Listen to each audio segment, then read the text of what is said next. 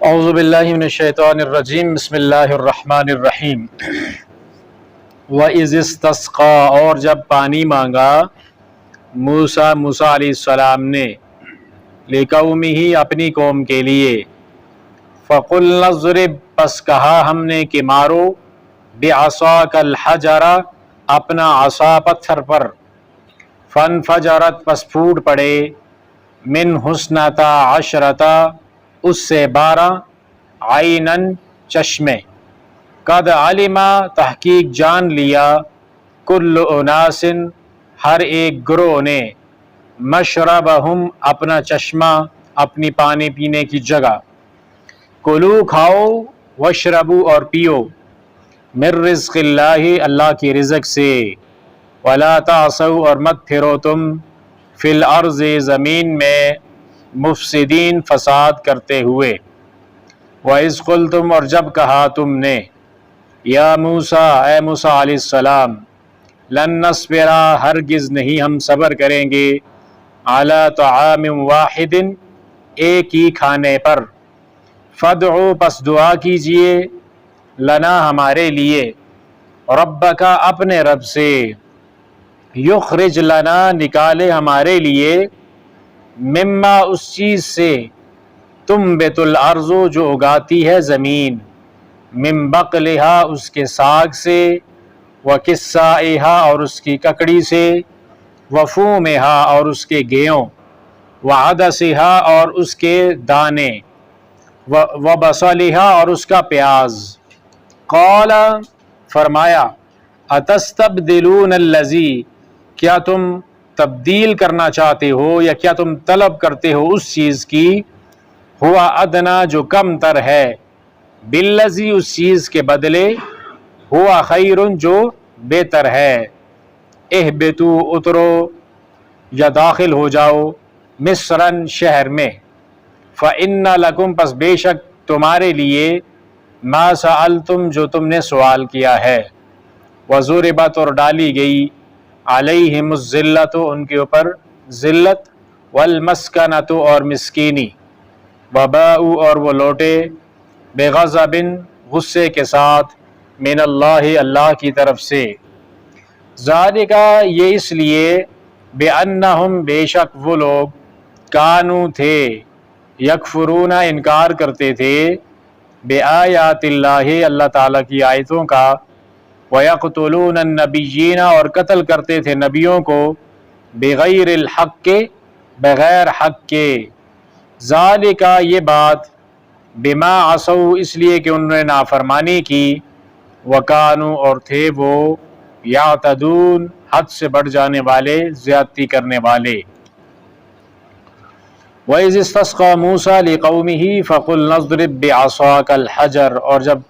پانی مانگا موسیٰ علیہ السلام نے اپنی قوم کے لیے تو ہم نے کہا کہ اپنا عصا پتھر کے اوپر مارو تو یہاں پہ موسیٰ علیہ السلام کی قوم کو ظاہر پانی کی ضرورت تھی تبھی انہوں نے پانی کا سوال کیا اس لیے کہ پانی کے بغیر تو معاملات نہیں چلتے پانی زندگی ہے قرآن پاک نے بھی اس کا ذکر کیا ہے وَجَعَلْنَا مِنَ الْمَاءِ كُلَّ شَيْءٍ حَيٍّ ہم نے پانی کے ذریعے سے ہر چیز کو زندہ کیا ہے تو یہاں پہ انہوں نے پانی مانگا اللہ تعالیٰ سے تو یہ جو استسقا ہے یہاں پہ اس سے مراد بعض مفسرین کے نزدیک یہ ہے کہ انہوں نے بارش مانگی اللہ تعالیٰ سے کہ بارش ہمیں دے دیجئے ہم بھی جب جو بارش کی نماز پڑھی جاتی ہے تو اس کا نام بھی استسقا ہے نماز استسقا تو یہاں پہ ایک تو مراد یہ ہے اور دوسری مراد یہ ہے کہ انہوں نے پینے کے لیے پانی مانگا ظاہر ہے بارش بھی اگر ہوتی تو ظاہر ان کو پانی ملتا تو پانی پیتے پانی یعنی پینے کے لیے اور دیگر استعمال کے لیے انہیں پانی کی ضرورت تھی تو جب موسیٰ علیہ السلام نے اپنی قوم کے لیے پانی مانگا تو اللہ تعالیٰ نے فرمایا کہ اپنا عصا پتھر کے اوپر مارو اب یہ جو عصا تھا اس کے بارے میں بھی مختلف اقوال ہیں کہ یہ جو عصا موسیٰ علیہ السلام کے پاس موجود تھا جس کے بارے میں اللہ تعالیٰ نے ان سے سوال بھی کیا تھا کہ یہ آپ کے ہاتھ کے اندر کیا ہے تو موسیٰ علیہ السلام نے جواب دیا کہ یہ میری عصا ہے لاٹھی ہے میں اس کے ذریعے سے درختوں کے پتے بھی گراتا ہوں بکریوں کے لیے اور اس کے لیے اس کے اوپر میں ٹیک بھی لگاتا ہوں اور اس کے اور بھی بہت سارے فائدے ہیں تو اسی کو اللہ تعالیٰ نے کہا تھا کہ آپ پھینکو اس عصا کو، تو وہ اس سے قصدہ بن گیا تھا۔ اب یہ عصا بعض کے نزدیک یہ تھا کہ یہ جنت کا کوئی عصا تھا جو جنت سے آپ ساتھ لائے تھے، بعض کہتے نہیں کوئی عام درخت کا عصا تھا، جو بھی تھا ایک عصا، ایک لاٹھی تھی جو موسیٰ علیہ السلام کے پاس تھی۔ یہ وہی عصا تھا جو سانپ بننے والا تھا یا دوسرا تھا، جو بھی تھا، لیکن عصا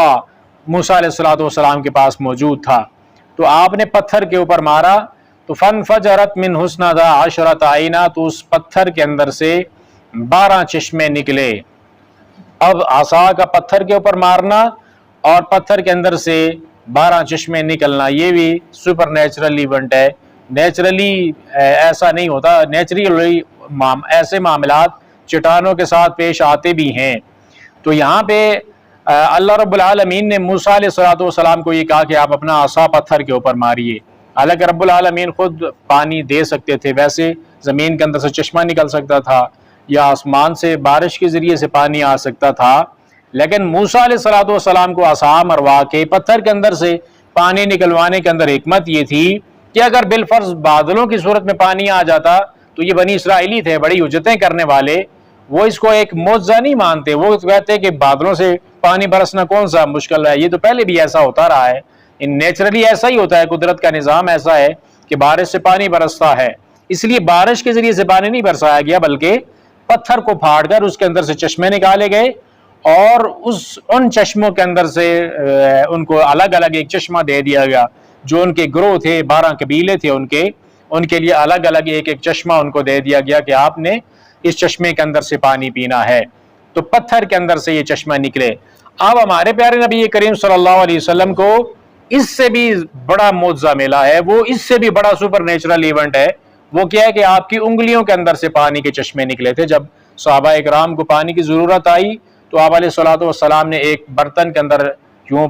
پانی جس کے اندر تھا موجود، آپ نے اس کے اندر انگلیاں ڈبوئی اور باہر نکالی، تو آپ کی انگلیوں کے اندر سے اس طرح پانی نکل رہا تھا جیسے چشمے کا پانی نکلتا ہے۔ تو یہ بھی ایک ایسا معاملہ ہے جو یہ معجزات ہوتے ہیں، یہ اللہ رب العالمین کی مدد کے ذریعے سے ہوتے ہیں، اور رب العالمین اپنی نشانیاں دکھاتا ہے تاکہ لوگ ایمان لانے والے بن جائیں۔ تو ان کے لیے 12 چشمے اللہ رب العالمین نے نکال دیے، ہر ایک آدمی کے لیے الگ الگ سے چشمہ۔ اب یہ پتھروں کے اندر سے نیچرلی بھی پانی نکلتا ہے، پتھروں کا پھٹنا یہ ویسے عام مشاہدات کے اندر بھی یہ بات دیکھی جا سکتی ہے، سائنس کی اسٹڈی بھی یہی کہتی ہے کہ پتھر پھٹتے ہیں اور اس کے اندر سے پانی نکل سکتا ہے۔ اب یہ جو پتھروں کا پھٹنا ہے اس کو میکینیکل ویدرنگ یا فزیکل ویدرنگ بولتے ہیں سائنس کی زبان کے اندر۔ یہ ایک ایسا پروسیس ہے جس کی وجہ سے چٹان پھٹ کر ایک دوسرے سے جدا ہوتی ہے، اور ان کے اندر کوئی بھی جو ان کی چٹانوں کی کیمیکل کمپوزیشن ہے اس کے اندر کوئی تبدیلی نہیں آتی۔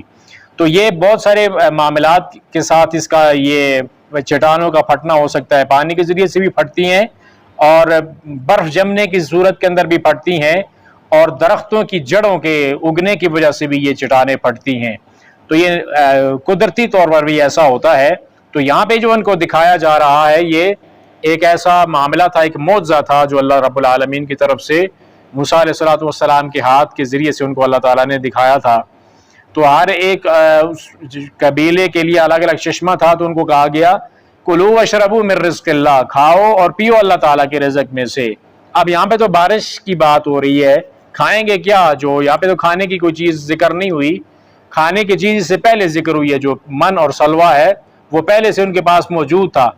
بعد میں پانی کی طلب ہوئی ہے تو اللہ تعالیٰ نے ان کو پانی بھی دیا ہے۔ من اور سلوہ کھا رہے تھے اور پانی بھی اللہ تعالیٰ نے تازہ چشموں کی صورت کے اندر ان کو دے دیا تھا۔ وَلَا تَعْثَوْا فِي الْأَرْضِ مُفْسِدِينَ، اور ان کو یہ کہا گیا کہ کھانے پینے اللہ تعالیٰ کا رزق استعمال کرو، لیکن زمین کے اندر فساد برپا نہ کرو، بلکہ اللہ تعالیٰ کی عبادت کرو اور رب العالمین کی اطاعت اور فرما برداری کرنے والے بن جاؤ۔ وَإِذْ قُلْتُمْ يَا مُوسَىٰ لَن نَّصْبِرَ عَلَىٰ طَعَامٍ وَاحِدٍ فَادْعُ لَنَا رَبَّكَ يُخْرِجْ لَنَا مِمَّا تُنبِتُ الْأَرْضُ، اور جب تم نے کہا کہ اے موسیٰ علیہ السلام ہم ہرگز ایک ہی کھانے کے اوپر صبر نہیں کر سکتے، تو آپ اپنے رب سے دعا کیجئے کہ وہ ہمارے لیے اس چیز کو نکالے جو زمین اگاتی ہے، اس کا ساگ ہونا چاہیے، ککڑی ہونی چاہیے، اور اس کا جو دانے ہیں گندم کی صورت میں، گیہوں کی صورت میں، وہ دانے ہونے چاہیے، اور اس کی دالیں ہونی چاہیے، اور اس کا پیاز ہونا چاہیے، جنہیں زمین کے اندر سے نکلنے والی ساری چیزوں کی انہوں نے اللہ تعالیٰ سے وہ مطالبہ کر دیا۔ تو ان کو کہا گیا قال اتستبدلون الذی هو ادنی بالذی هو خیر، کیا تم اس چیز کے بدلے وہ چیز طلب کرنا چاہتے ہو جو نعمت اللہ رب العالمین نے آپ کو دی ہے، جو بہتر ہے آپ کے لیے، وہ اس کے بدلے میں آپ ایسی چیز مانگ رہے ہو جو اس سے فائدے کے لحاظ سے ادنا ہے۔ فائدہ ایسا نہیں ہے کہ زمین کے اندر سے نکلنے والی چیزوں کے اندر فائدہ نہیں ہے، یہ بھی جو چیزیں مانگ رہے تھے اس کے اندر بھی ان کے لیے فائدہ تھا، جسم کو قوت ملتی تھی، ظاہر ہے جو وٹامن ہے اور منرلز اور سارا کچھ معاملات انسان جو غذائی چیزیں ہیں وہ زمین کے ذریعے سے ہی حاصل کرتا ہے۔ تو یہاں پہ جو چیزیں مانگ رہے ہیں ان چیزوں کے اندر بھی قوت ہے، کھانے کے بعد جسم کو انرجی ملتی ہے اور قوت ملتی ہے۔ تو پہلی جو چیز ان کو دی گئی تھی وہ چیز ان کے لیے کیسے بہتر تھی کہ وہ ایک نیچرل چیز تھی، رب العالمین کی طرف سے ان کو عطا کی ہوئی تھی، اور اس کے اندر کسی طرح کا کوئی بھی انفیکشن ہونے کا خطرہ یا کسی طرح کی کوئی بیماری ہونے کا خطرہ اس کے اندر موجود نہیں تھا۔ اور یہ جتنی بھی نیچرل مشروم ہوتے ہیں ان کے اندر ایک تو یہ ہوتا ہے کہ یہ انسان کے امیون سسٹم کو مضبوط کرتے ہیں، اور اس کے اندر جو وٹامن ڈی کا سب سے بڑا سورس موجود ہوتا ہے جو انسان کو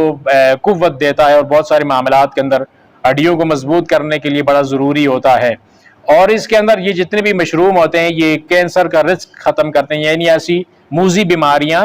ان کا جو خطرہ ہے اس کو کم کرنے والی چیز ہے، اور انسان کی جو دماغی قوت ہے، سوچنے کی اہلیت ہے، وہ اور زیادہ تیز ہوتی ہے ان چیزوں کے ذریعے سے۔ تو یہ ان کو کہا جا رہا ہے کہ جو چیز اللہ نے آپ کو دی تھی قدرتی طور پر اگنے والی، جو مشروم تھا من اور اس کے ساتھ جو سلوا تھا، یہ دونوں چیزیں اللہ تعالیٰ کی طرف سے آپ کو عطا کی ہوئی تھیں، آپ نے اس کے بدلے میں ایسی چیز کا مطالبہ کر دیا جو اس سے ادنا ہے، کم فائدے والی ہے۔ تو آپ ایسا کرو، پھر شہر کے اندر جاؤ تو آپ کو آپ کی وہ والی جو چیز آپ نے جس کا سوال کیا ہے وہ آپ کو مل جائے گی۔ یعنی یہ جو چیزیں آپ مانگ رہے ہو یہ خود سے تو اگنے والی نہیں ہے، اس کے لیے آپ کو کام کرنا پڑے گا، ہل چلانا پڑے گا، اس کے اندر پھر بیج بونا پڑے گا، کھیتی باڑی کا سارا وہ کام کرنا پڑے گا، اس کے بعد سے آپ کو یہ فصل ملے گی۔ تو اس لیے شہر کے اندر جانا ضروری ہے۔ یہاں پہ میدان کے اندر تو آپ کو بغیر کسی محنت کے سارا کچھ مل رہا تھا، تو آپ نے اس کے بدلے میں وہ مطالبہ کر دیا ہے۔ تو پھر کیا ہوا؟ وَضُرِبَتْ عَلَيْهِمُ الذِّلَّةُ وَالْمَسْكَنَةُ وَبَاءُوا بِغَضَبٍ مِّنَ اللَّهِ، ان کے اوپر اللہ تعالیٰ کی طرف سے رسوائی، ذلت مسلط کر دی گئی، اور مسکینی بھی اللہ تعالیٰ کی طرف سے ان کے اوپر مسلط ہوئی کہ بے گھر رہے، 40 سال تک ایسے ہی زمین کے اندر حیران پھرتے رہے، اور اللہ تعالیٰ کا غصہ بھی ان کے طرف ہوا کہ اللہ کی نعمتوں کی ناشکری کی، اور جو اللہ تعالیٰ نے ان کو نعمت ایک انعام کے طور پر دی تھی، ان کی قدر کرنے کے لیے اللہ تعالیٰ نے دی تھی، تو انہوں نے آگے سے اس نعمت کا شکر ادا نہیں کیا، نہ اس نعمت کی قدر کی، بلکہ حجتیں کر کے، ہیلے بہانے کر کے اس کے جگہ پہ دوسری چیزیں مانگ لی۔ ذالک بانہم کانوا یکفرون بآیات اللہ ویقتلون النبیین بغیر الحق۔ اب یہ جو ان کی فطرت تھی، یہ جو اللہ تعالیٰ کی نعمتوں کے بدلے میں ان نعمتوں کی قدردانی نہ کرنا، نہ شکری کرنا، یہ اس لیے تھا کہ وہ اللہ تعالیٰ کی آیتوں کا انکار کرنے والے لوگ تھے۔ اس وقت بھی یعنی تورات کی جو آیات تھیں اور جو تورات کے اندر ان کا پیغام تھا وہ اس کا انکار کرنے والے تھے، اور نبی کریم صلی اللہ علیہ وسلم کے اوپر اترنے والی جو آیات ہیں اس کا بھی انہوں نے انکار کیا ہے۔ اور یہ نبیوں کو پہلے قتل کر دیا کرتے تھے، پہلے انہوں نے کہتے ہیں اپنے انبیاء کو قتل کیا بغیر کسی وجہ کے، انہوں نے اللہ کا پیغام ان تک پہنچایا تو انہوں نے نہ ان کا پیغام مانا، اور پھر الٹا ان نبیوں کو قتل بھی کر دیا، اور پھر انہوں نے عیسیٰ علیہ السلام کو بھی قتل کرنے کی کوشش کی، اور ہمارے پیارے نبی کریم صلی اللہ علیہ وسلم کے اوپر بھی کئی مرتبہ انہوں نے وار کرنے کی، آپ کو شہید کرنے کی کوشش کی۔ اور پھر جو میدان سجتے تھے، غزوات، جنگیں ہوتی تھیں، ظاہر اس میں رسول اللہ صلی اللہ علیہ وسلم خود بھی شریک ہوتے تھے، تو جنگ ظاہر ہے وہ پھر ایک دوسرے مخالف گروہ کو ختم کرنے کے لیے ہوتی ہے، اور تھوڑا ہی وہاں پہ میدان جنگ کے اندر پھول تو نہیں پھینکے جاتے، تو وہاں پہ بھی یہ معاملات تھے کہ رسول اللہ صلی اللہ علیہ وسلم کے لیے بھی یہ لوگ اس طرح سے وہ منصوبے بناتے تھے آپ کو شہید کرنے کے۔ ذالک بما عصوا وکانوا یعتدون، یہ اس لیے کہ وہ انہوں نے نافرمانی کی اور وہ حد سے بڑھ جانے والے لوگ تھے، یعنی یہ ان کی فطرت کے اندر یہ بات شامل تھی، اللہ تعالیٰ کی نعمتوں کی ناقدری اور ناشکری کرنا، اور اللہ کی آیتوں کا انکار کرنا، نبیوں کو بغیر حق کے قتل کرنا اور اللہ تعالیٰ کی نافرمانی کرنا اور حد سے زیادہ بڑھ جانا۔ اتنی نافرمانی کرتے تھے کہ نافرمانی میں ساری حدیں پار کر دیتے تھے۔ تو یہاں پہ جو ہمارے لیے ان آیات کے اندر پیغام ہمیں دیا جا رہا ہے، ان کا ذکر کر کے ہمیں جو سبق سکھلایا جا رہا ہے وہ یہ ہے کہ ہم اللہ تعالیٰ کی جو نعمتیں رب نے ہمیں دی ہیں ان نعمتوں کی ہم قدر کریں، ان کا شکر ادا کریں اور کسی بھی نعمت کی ناشکری نہ کریں۔ اور اللہ رب العالمین کا جو پیغام ہے، اللہ کی جو آیات ہیں ان کے اوپر برابر ایمان لائیں، اس کے مطابق عمل کرنے کی کوشش کریں، نافرمانی والے کام نہ کریں اور حد سے بڑھ جانا، زیادتی کرنا کسی بھی معاملے کے اندر، دینی معاملات میں، یہ ہمارے لیے اچھا نہیں ہے۔ یعنی گناہوں کے اندر آگے بڑھ جانا اور اللہ کی بغاوت کرنا